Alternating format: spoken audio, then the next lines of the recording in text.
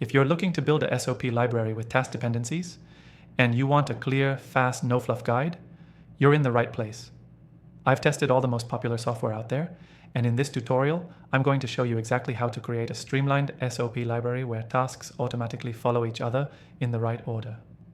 The software we'll be using makes it stupid simple, and if you want to follow along, there's an exclusive free trial for my viewers in the description. Let's jump in. Start by creating a new SOP inside the software. Think of this like your master process. Title it clearly, like client onboarding or monthly bookkeeping, so it's easy to identify later. Now break it down into individual steps. Each step becomes its own task. Keep them action-oriented and specific, like send welcome email or set up QuickBooks account. Here's the key part. This is where task dependencies come in. Instead of dumping all tasks in a checklist, we're going to link them. After you've added your tasks, look for the option to set dependencies. This means task B won't be visible or actionable until task A is completed.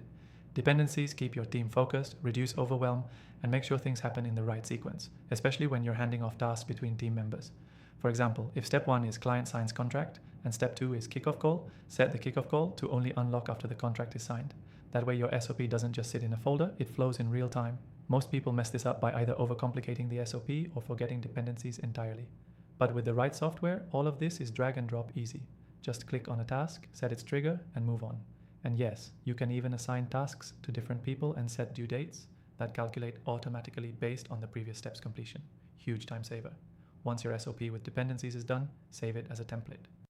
Now, every time that workflow is needed, it'll auto-assign the right tasks to the right people in the right order.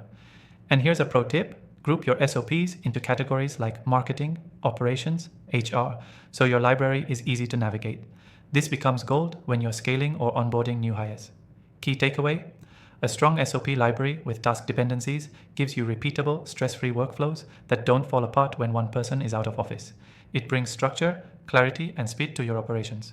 Quick recap. Create your SOP, break it down into tasks, set dependencies between each step, assign owners and timelines, then save as a template and organize your library by category. And remember, don't just watch this and move on, take action.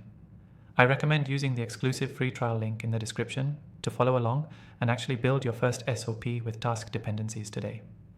You'll be amazed how much smoother your business runs once this is in place.